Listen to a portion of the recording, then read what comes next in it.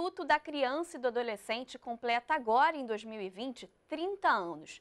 O documento, que inclusive se tornou referência internacional, prevê a garantia de direitos humanos básicos, como o acesso à educação, à saúde e ao lazer, e também a proteção das crianças e adolescentes do nosso país. Mas 3 décadas após a criação, o que será que realmente mudou? Quais as conquistas durante este período e o que esperar para as novas gerações? É sobre isso que vamos conversar no Papo de Juventude de hoje. E para conversar comigo, eu recebo aqui 3 convidados muito importantes para esse debate. Eu converso com a Irene Risini, que é professora do Departamento de Serviço Social da PUC, aqui do Rio de Janeiro, e também diretora do Centro Internacional de Estudos e Pesquisas sobre a Infância, também da PUC. A Inês de Mari, coordenadora de projetos de educação da Redes da Maré e integrante do Conselho Municipal dos Direitos da Criança e do Adolescente, aqui do Rio. E o Lucas Almeida, que ele é estudante de Administração Pública da UF e cofundador do Fórum Juventude Sul-Fluminense, ali de Volta Redonda. Muito obrigada pela presença de vocês, sejam muito bem-vindos ao Papo de Juventude de hoje. Eu começo a nossa conversa com a Irene, porque a Irene participou há 30 anos atrás aí, da elaboração, das discussões, dos debates para a elaboração do ECA, né, como é conhecido o Estatuto. Irene, conta um pouquinho para a gente como que foi naquela época esse processo, né, de elaboração desse documento tão importante para a vida das crianças e dos adolescentes do nosso país. Sim, eu começo falando da beleza dessa conversa intergeracional que nós temos aqui hoje e com muita alegria partilhando nesse mês de julho nessa comemoração, nessa celebração do que são os 30 anos de aprovação do Estatuto e 31 anos da Convenção Internacional dos Direitos da Criança, que são documentos que têm uma relação grande entre eles próprios. E aí voltamos para falar da década de 80, né? Que é toda a questão em torno da Constituinte, que resultou na aprovação do Estatuto da Criança e do Adolescente. Nos anos 80, nós vamos viver uma passagem revolucionária na concepção de crianças nesse país e internacionalmente também com a legislação do Estatuto e a Convenção Internacional.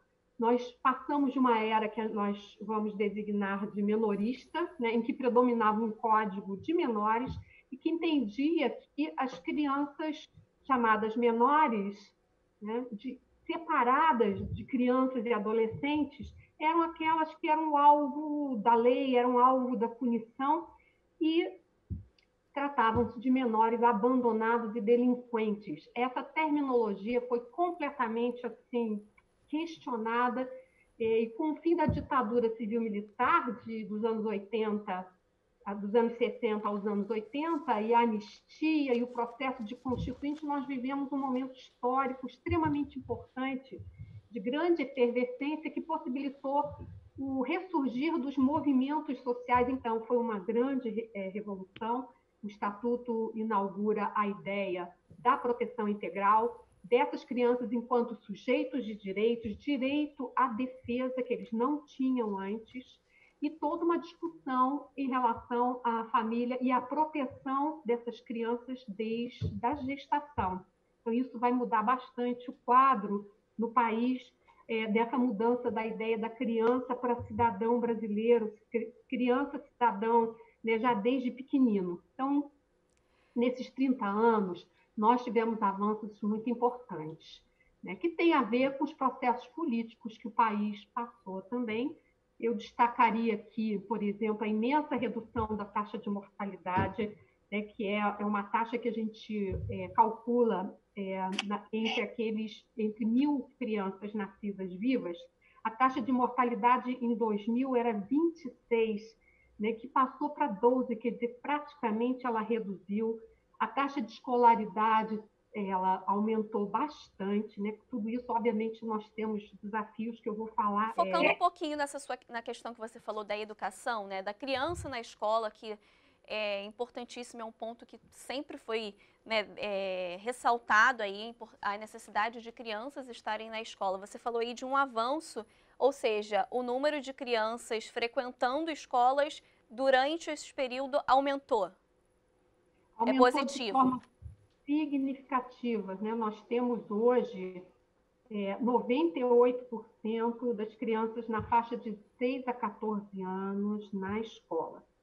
Nós temos alguns desafios aqui no nosso estado, por exemplo, no Rio de Janeiro, nós vamos encontrar uma defasagem escolar grande, é o segundo estado com o pior indicador de defasagem escolar, reprovação e abandono da escola, né? Temos muito a lutar por aí.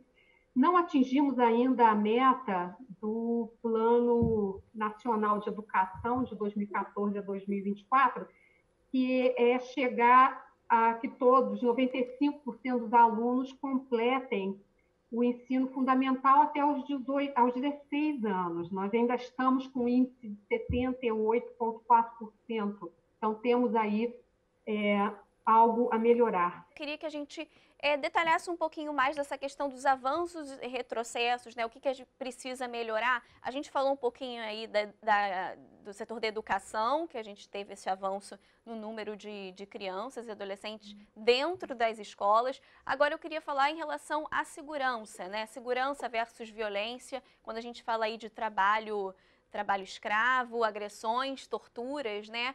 Qual a análise que a gente faz nessa área em relação a crianças e adolescentes, Irene?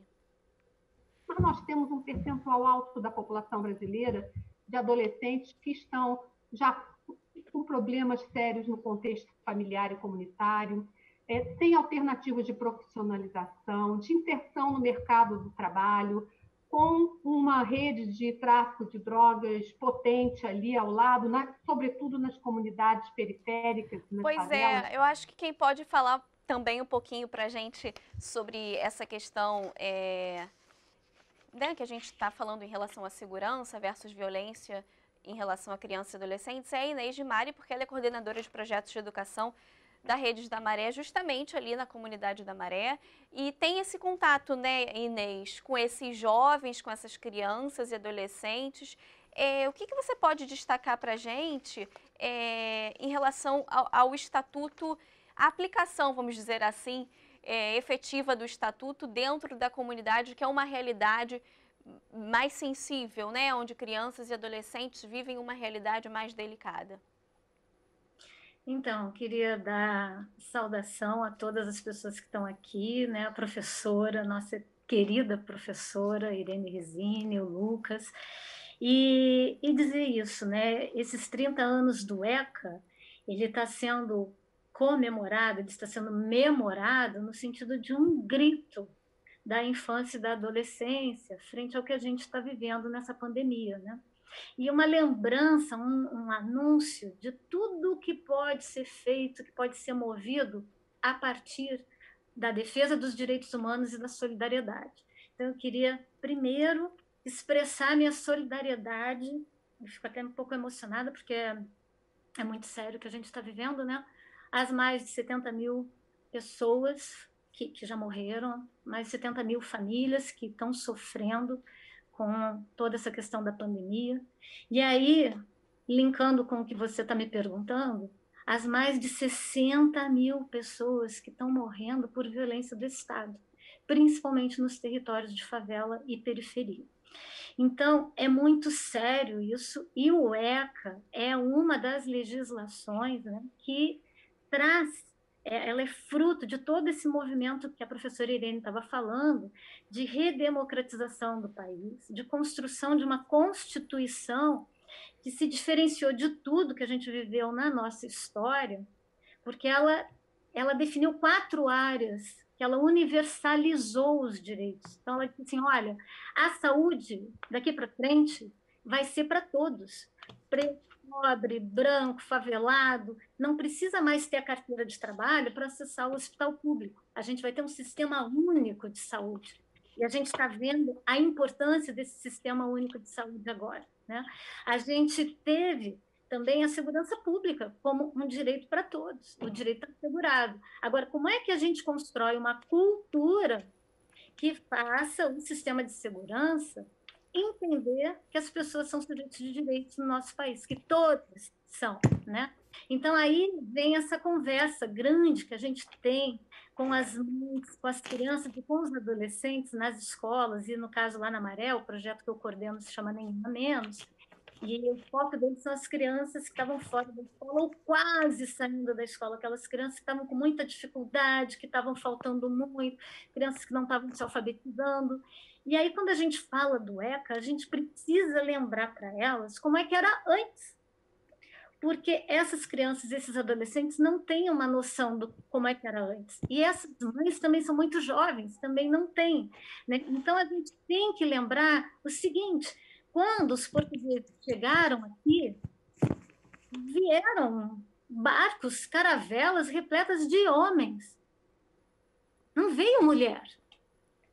E eles ficaram aqui muitos anos, então eles tiveram filhos aqui, só que eles eram católicos. E o modelo de família católico pressupunha um casamento de um determinado tipo, e os filhos daquele casamento católico eram filhos legítimos, com direitos. Então, os filhos da barriga da Índia, nossa ancestral mais importante no Brasil, não tinham direitos. Os filhos da barriga da mulher africana escravizada não tinha direitos. Um grupo de crianças que tinha direitos e um grupo de crianças que não tinha direitos. Essas crianças que não tinham direitos iam para essas instituições que a Irene estava falando, eram instituições religiosas, em sua maioria, daí a nossa história com o assistencialismo religioso até hoje, né? E aí a gente tem um grupo... Gente, o Brasil é o país que mais criou orfanatos e abrigos na história.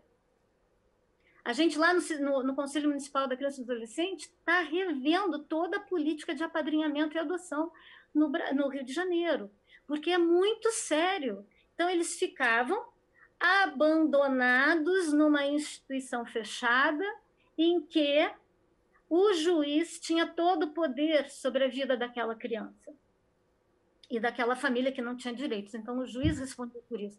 Esses eram os menores, né? Então, essa história ela vai caminhando até o ECA.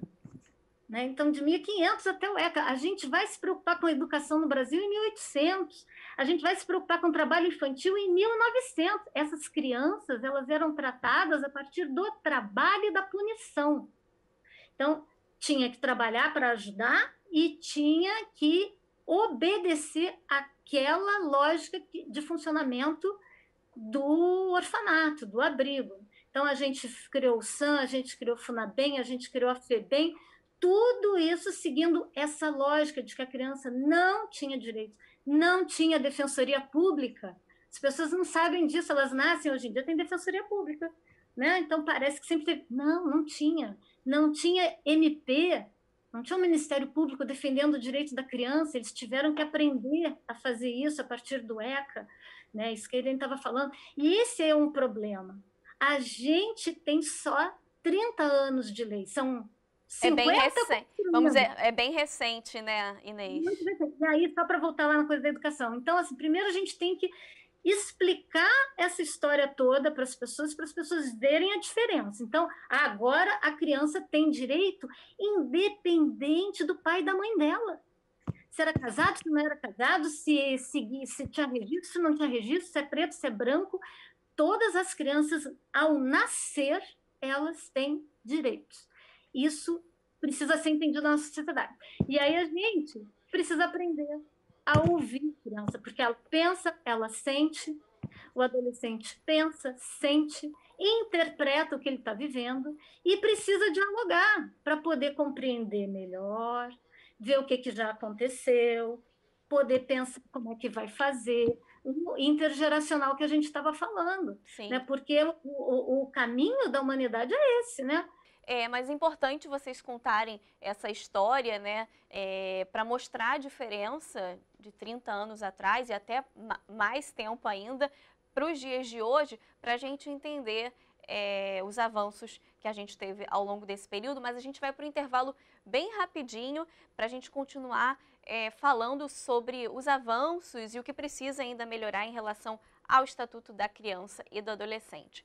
Você que está acompanhando a gente, não sai daí não, a gente volta já já.